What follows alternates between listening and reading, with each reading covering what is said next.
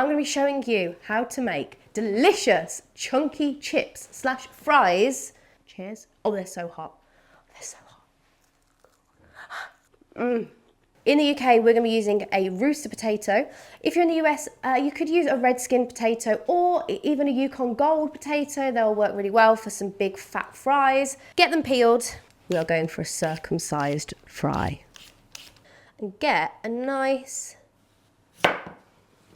thick slab. It is about the thickness of my thumb. I'll take that.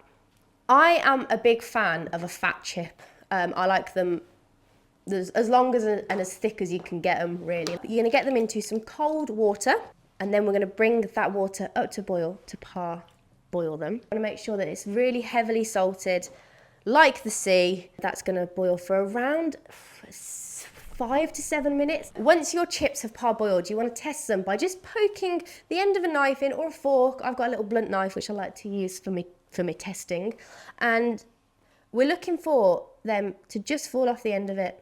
I'm going to actually drain them onto a rack with a tray underneath. So once you've got your chips onto a nice rack, you can then get them into the fridge for a little bit. You want to cool them down ever so slightly before we start frying them. I'm using vegetable oil again for this one, but you can use sunflower oil, vegetable oil, canola oil in the US. You can also do it shallow frying, but you're going to do a lot less. You have to do like a couple of chips at a time to shallow fry, and you have to keep turning them to make sure that they get lovely and golden all the way around. Deep fat frying. I have got this one onto about 150 degrees Celsius.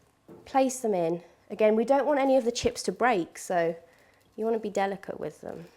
If we overcrowd it, the oil temperature drops and then you don't get the crispy chip. You kind of get a potato that absorbs the oil, which is not what we want.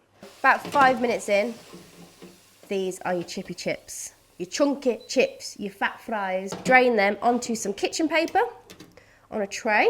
These have now all been blanched at 150 degrees Celsius. So now I've whacked the heat up between 180 degrees Celsius and 190. So we'll get a few of these in. They're going to take around a minute and a half to get super golden and crispy on the outside. Look at those, golden and crispy.